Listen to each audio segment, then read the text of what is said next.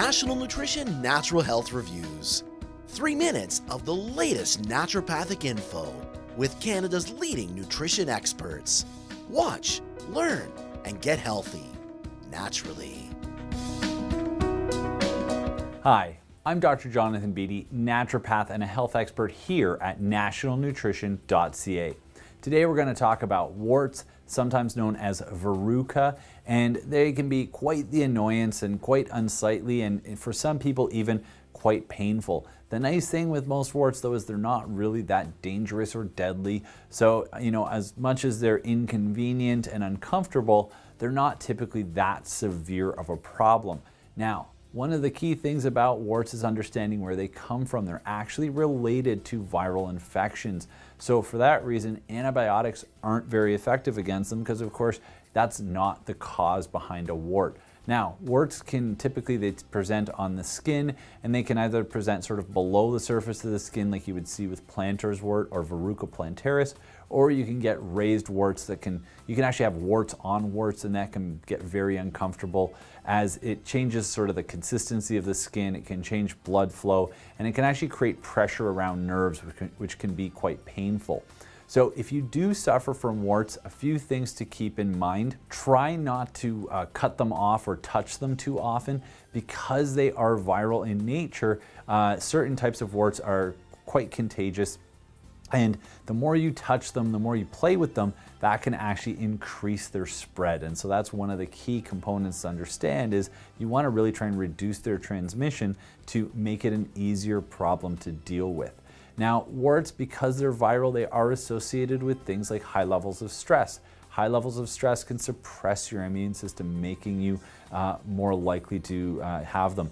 And then, of course, simple things like just improper barrier immunity. So, sometimes being at someplace like a gym or a public pool where a lot of people might be walking around barefoot, there's a good chance of contracting, plantar's warts from that, just because of a higher exposure potentially to the virus and being around potentially somebody that already has a plantar wart. So simple use of things like slippers or flip-flops can greatly help reduce your risk of transmission by basically creating a barrier between you and the virus that creates the wart.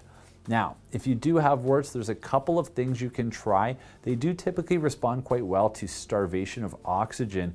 And what I've found, actually, and a trick I use in my clinical practice, is a very thin slice of garlic held in place by duct tape. And the reason we use duct tape is that it's impermeable to air. And so that can actually help starve out the wart.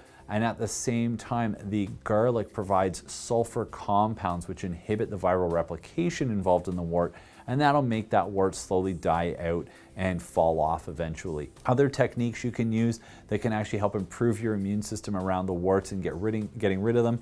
Tea tree oil or oregano oil, again, applied topically to the wart, can in some cases help to eliminate the warts.